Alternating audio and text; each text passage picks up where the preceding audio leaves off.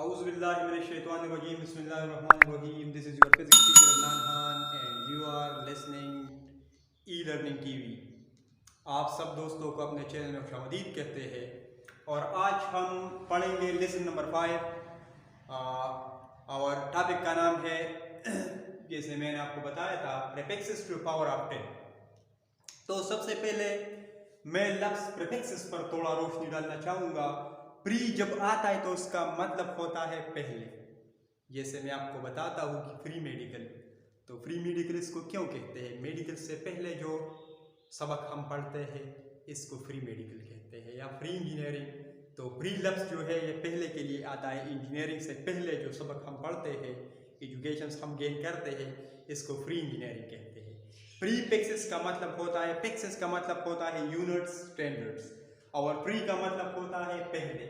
तो यूनिट से पहले हम ए से शब्द लगा देते हैं, ए से अल्फाज लगा देते हैं, ठीक है, जिसका एक ख़ास किस्म का मतलब होता है और जो एक मल्टीपल्स के बराबर होते हैं, इसको प्रीफिक्सेस कहते हैं हम। इसका डिफिनीशन क्या है? These are certain specific powers. ये हमारे पास एक स्पेशल टाइप ऑफ पावर्स होते हैं, पावर ऑफ टेंस होते हैं, कोई और नहीं, पावर ऑफ टेंस होते हैं, 10 पावर समथिंग्स ये होते हैं, which have been given specific names। इसको एक स्पेशल नेम दिया है साइंटिस्टों ने, एंड सिंबल, और इसका एक खास किस्म का सिंबल हमने दिया है, और इसको कहते हैं हम prefixes to the power of 10 कहते हैं इसको। बहुत ही सिंपल डिफिनीशंस है। These are certain types of power of tens which are given special names and symbols and these are called prefixes to the power of tens। अब ये हम measurement में यूज करते हैं, frequently used in measurement। These prefixes are used in measurement, therefore we have to discuss certain types of prefixes, not all but certain type of prefixes used in engineering, measurement and physics of first and second year BC and MSc। okay, सो ये हमारे पास एक table है। Table में हमने 3 heading दिए हैं। Prefix का नाम हम लिखेंगे यहाँ पे, फुल नेम, इसका सिंबल लिखेंगे कि कौन से सिंबल से ये रिप्रेजेंट किया जाता है, और ये इक्विवेलेंट किस चीज़ का है, इसका मल्टीपल क्या है। तो चलो हम शुरू करते हैं। फर्स्ट नंबर पे है एटो।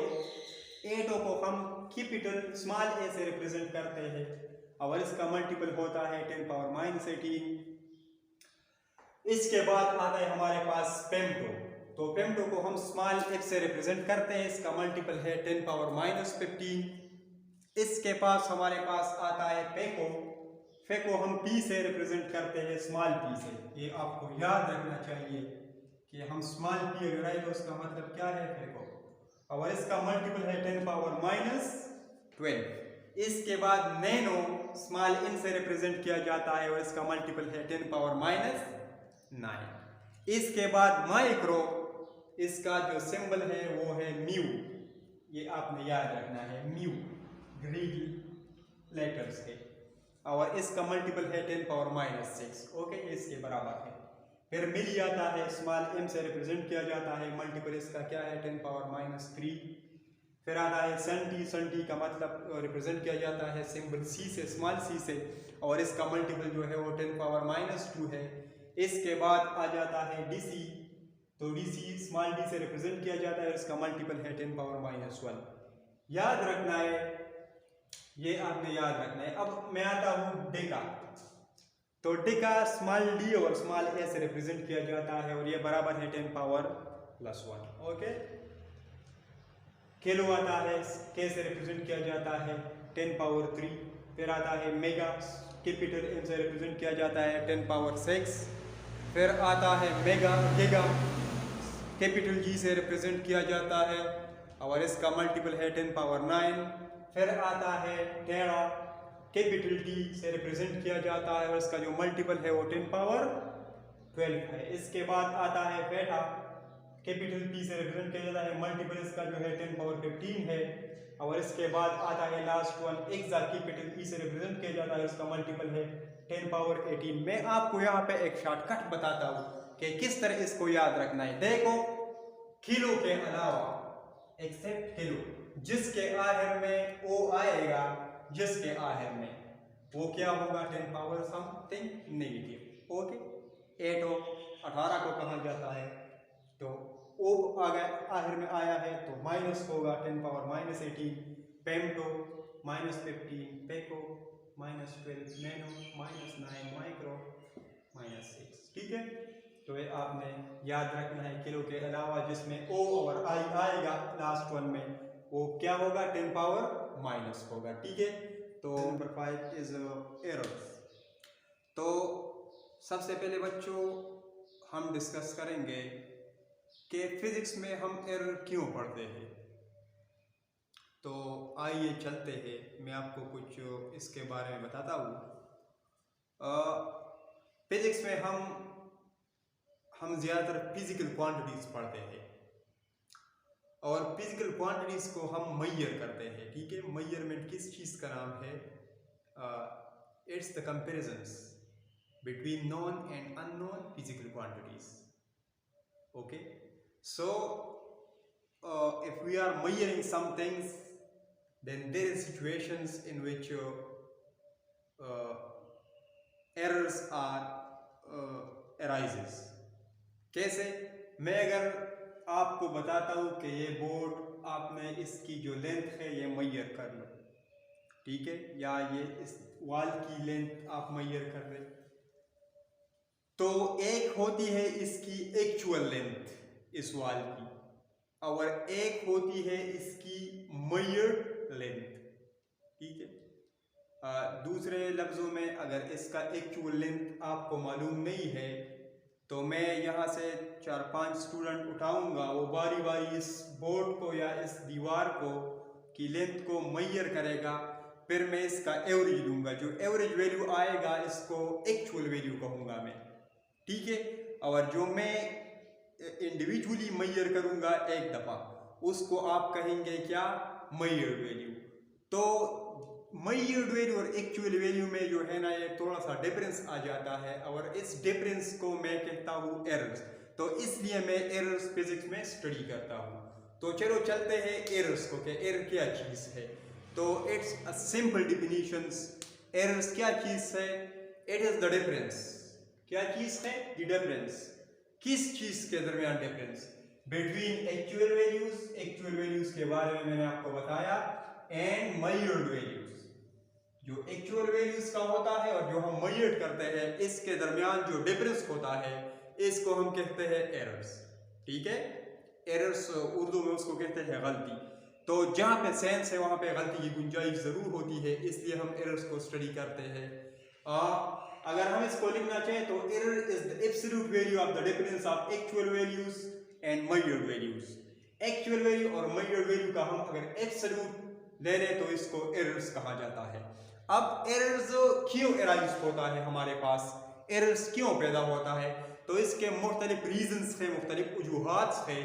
इन वजूहात के बिना पर हमने एरर्स को थ्री टाइप्स में डिवाइड किया है। तो आइए चलते हैं एरर्स के टाइप्स को थोड़ा सा डिस्कस करते हैं। सबसे पहले आता है पर्सनल एरर्स। तो पर्सनल एरर जैसा कि नाम से रिप्रेजेंट है कि this error arises due to the person. और पर्सन कौन होता है? ये वो पर्सन होता है जो हमारे पास एक्सपेरिमेंट कर रहा होता है। हर वो शख्स जो एक्सपेरिमेंट करता है उसको जो है ना हम क्या क्या कहते हैं? ऑब्जर्वर्स भी कहते हैं और एक्सपेरिमेंटर्स भी कहते हैं हम इसको। तो जो शख्स एक्सपेरिमेंट करता है उसकी वजह से ये एरर अराइज होता है, इसलिए नेम दिया गया है इसको पर्सनल एरर्स। सिंपल डिफिनीशन ये है। बुक के हिसाब से अगर आप देखना चाहें तो इसको हम इस तरह डिफाइन कर सकते हैं, the error due to carelessness, बेख्तियारी, और improper knowledge by an experimenter is called personal error. देखिए ये एरर्स या तो केयरनेस की वजह से, जब एहतियात नहीं करता कोई एक्सपेरिमेंटर्स, जब वो कोई एक्सपेरिमेंट कर रहा होता है और रीडिंग में एहतियात नहीं करता, या improper knowledge by an experimenter about the apparatus, या उसको जो अपरेटस इस्तेमाल करते हैं किसी एक्सपेरिमेंट में, इसके बारे में इसको प्रॉपर नॉलेज नहीं है। सही तरीके से हैंडल नहीं करता, इसको परफॉर्म नहीं करता, तो इसकी वजह से जो एरर एराइज होता है इन 2-3 रीजंस की वजह से, उसको हम कहते हैं पर्सनल एरर्स। अब पर्सनल एरर्स को हम कुछ एक्सटेंट तक रिमूव कर सकते हैं, कंप्लीट रिमूव नहीं कर सकते लेकिन कुछ एक्सटेंट तक रिमूव कर सकते हैं। तो how to reduce personal errors? First one is to take care. अगर आपने ऑब्जर्वेशंस करनी है एक्सपेरिमेंट के दौरान तो उसको बहुत केयर के साथ करनी है, एहतियात के साथ लेनी है रीडिंग्स वगैरह को, ठीक है।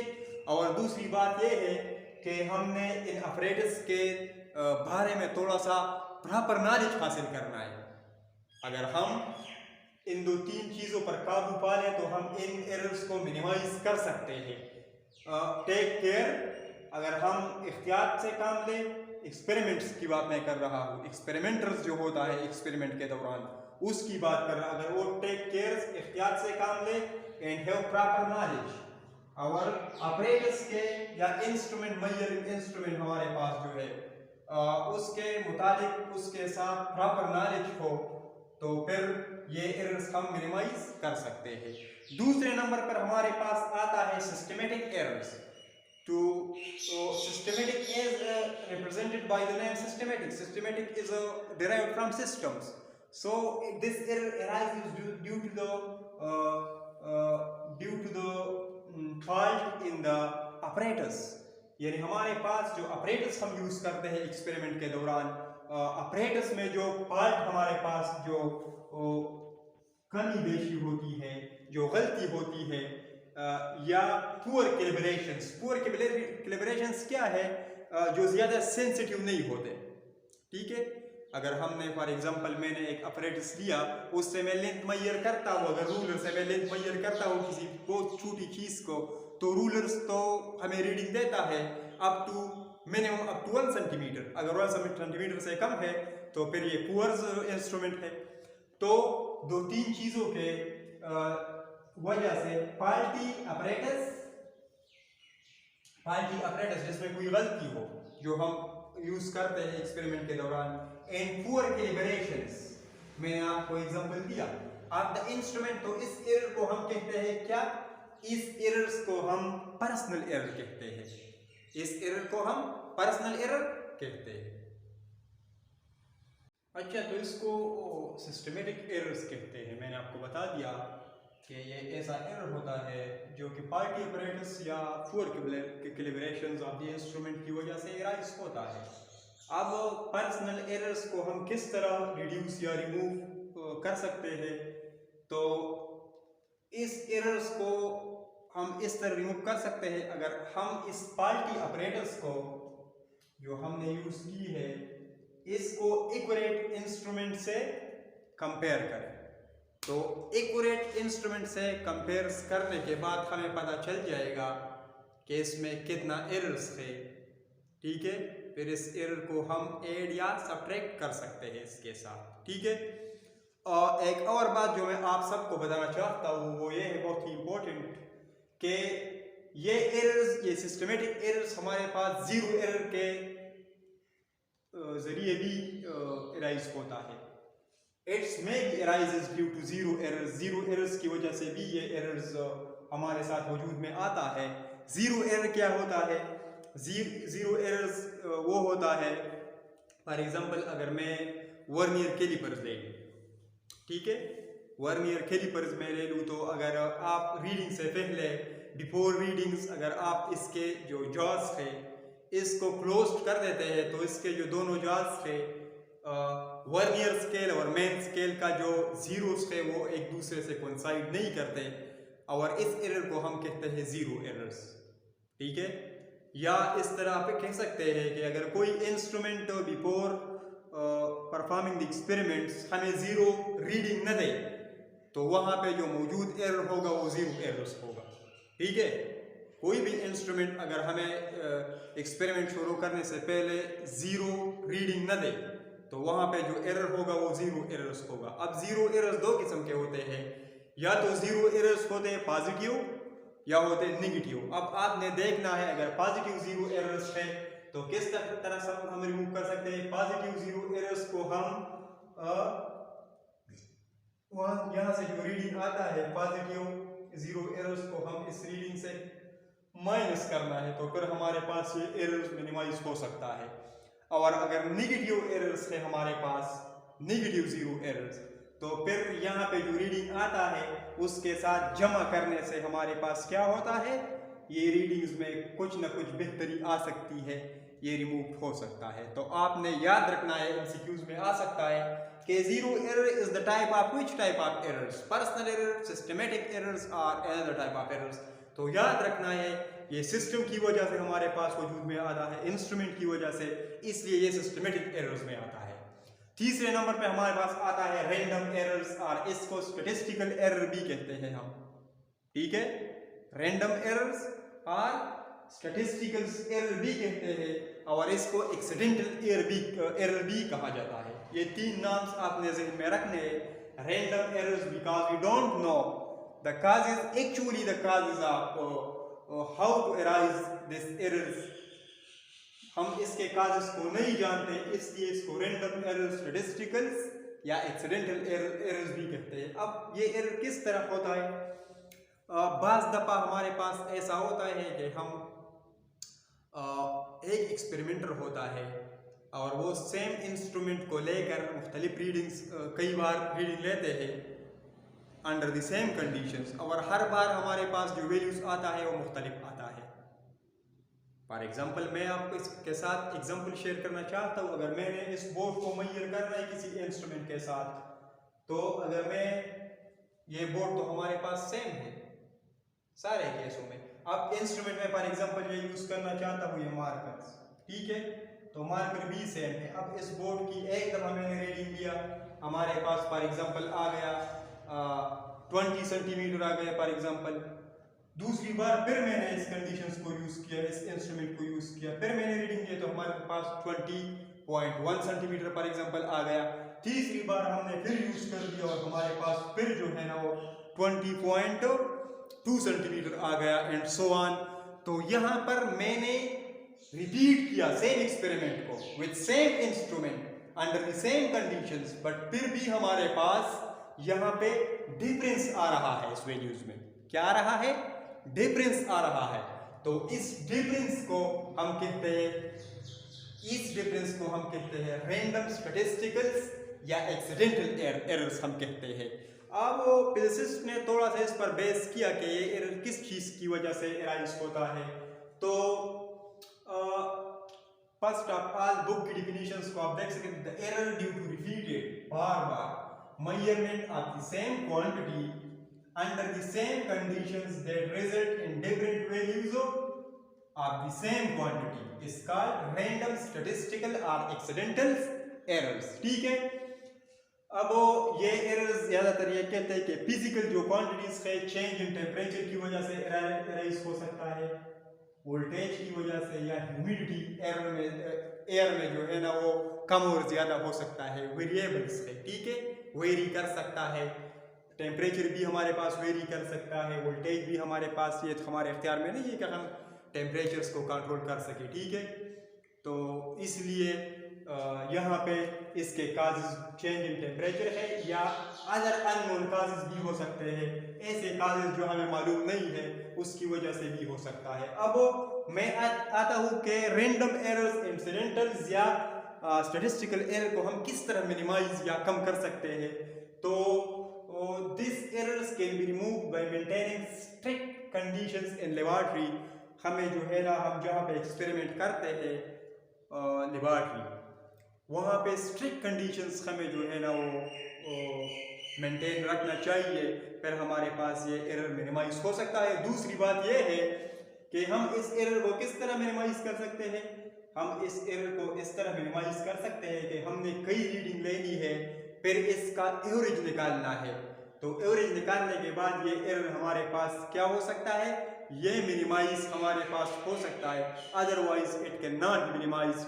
सो आपने जो है ना एरर्स के बारे में पढ़ा फर्स्ट कि एरर क्या चीज होती है, फिर आपने पढ़ा टाइप्स ऑफ एरर्स, इसके बाद एरर्स के काजेस क्या हो सकते हैं, और तीसरी जो टॉपिक जो इसमें जो सब टॉपिक थी वो ये थी कि इसको हम किस तरह मिनिमाइज रिमूव तो अप टू सम एक्सटेंट या रिड्यूस कर सकते हैं, तो वो काजेज़ भी मैंने आपको बता दी।